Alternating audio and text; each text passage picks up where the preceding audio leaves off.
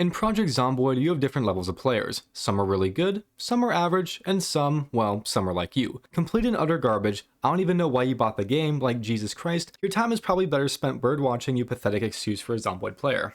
But anyways, each level of player requires different settings, or else you may find the game a little bit too easy or too difficult. Which is why today I'm going to show you the best game settings for your skill level. So first, let's start with the most common, the noobs. For these gents, you're going to want to first turn on multi-hit. This lets you hit multiple zombies with a single swing with any melee weapon, and is great for easing players into the somewhat difficult combat of Zomboid. And a side note, for all these difficulties, I think you should always keep the zombie population at normal. For the noobs, lowering the zombie population just makes the game too easy, and also you won't really become better at the game if there's barely any zombies wandering around. And I also think with the higher skill levels, the normal population is fine as is, because once you start increasing the population, the amount of zombies just gets ridiculous. Alright, so back to settings. You will also want to turn on Starter Kit. This gives you a backpack with some weapons and a little bit of supplies to get you started, so if your starting house doesn't really have much, you aren't completely screwed. Also, I think if you're having trouble navigating the map and trying to find where to go, you should select the All Known on Start for in-game map options.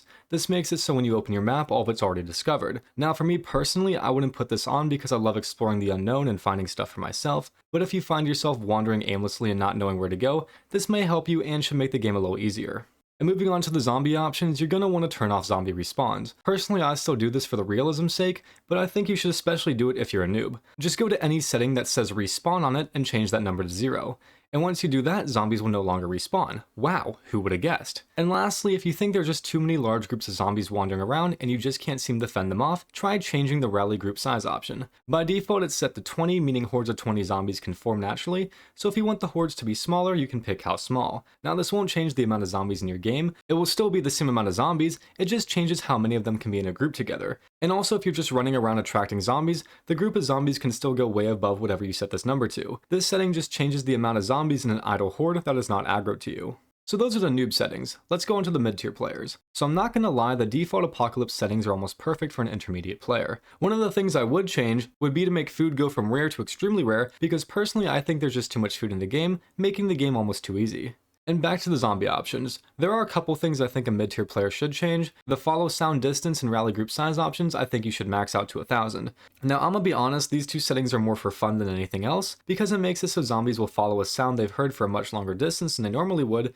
and it makes it so the natural hordes that can form can be much larger than normal. I turned these settings on because it allows for huge hordes to form, and sound plays a more pivotal role in how zombies behave. Kinda like how zombies act in The Walking Dead with massive hordes forming and following a sound for miles on end. But really for a mid-tier player there just isn't too much to change because the default settings are pretty good, so let's move on to the pros. Now most likely if you believe you're a pro at the game, you've probably already found some settings that you enjoy and play with. But I don't give a shit and I'm still going to tell you what settings to use. So we're going to do sprinters, max population, no loot, daily helicopter events, 1 million tornadoes, and the floor is fucking lava. Just kidding, that's stupid. So what I actually would do for pro settings would be to start the month in October so you have much less time to prepare for the deadly winter. Make sure water and electricity are instantly shut off, and initial gas station amount is super low.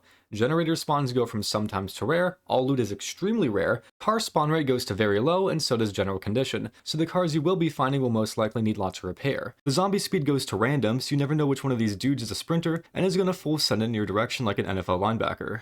And just like with the mid-player settings, the follow sound distance and rally group size options get maxed out to 1000. Now if you're a pro, this should be challenging for you, but not impossible. And if you aren't a pro and still want to try out the pro settings, please let me know how it goes because I'm very excited to hear how many times you die before giving up. But anyways, those are the settings for each level of Zomboid player. I hope you all enjoyed this video and found it helpful, and I will see you all in the next one.